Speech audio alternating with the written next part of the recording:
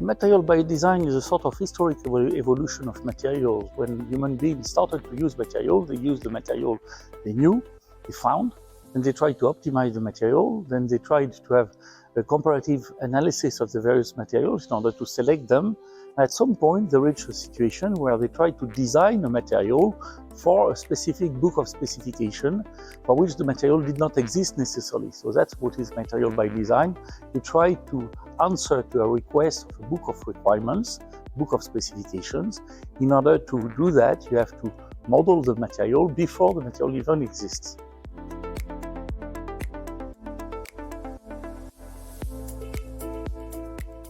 It's challenging because sustainability is something we very often talk about sustainability for materials, while you have to think sustainability for products. You have to think of sustainability for devices, which means basically sustainability is a way of recovering the material which has been used inside a design, which means that it's as much a question of dismantling a design than a materials problem. So material sustainability, I think you have to think in terms of component sustainability. And that's why it's difficult, because it's no longer a property of a material, it's a property of material, a property of association of material, a property of certain ways of joining the materials, and a way of separating the material.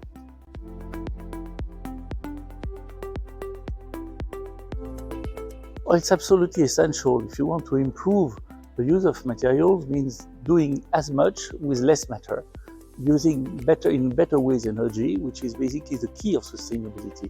So if you want to do that, you have to improve the material to make devices lighter, for instance, when they have to move.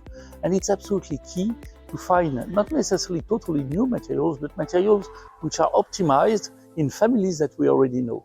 But that's absolutely essential. When you think of steel that you are in a car, it doesn't sound very technical, but I think there is 3/4 of the steels which are currently in a car which did not exist 15 years ago.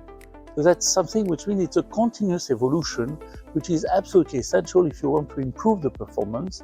And improving the performance now means decreasing the use of matter, making more sure the use of matter for safety issues, for instance.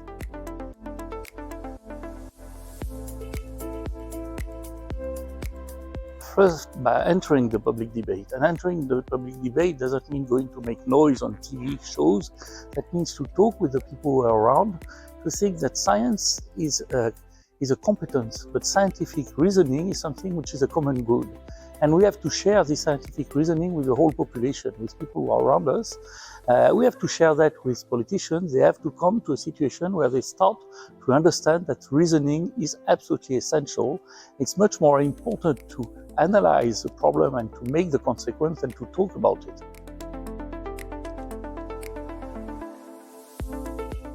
Well, to the next generation, I would say, be better than we were. And the world that we are going to live in the coming years, the world you are going to live in, is the world you are going to construct. And to build this world, you will need to do it with materials efficiently made, efficiently used, and efficiently processed, and to get a better use of matter and energy. So the world you are going to live in is the world you are going to construct.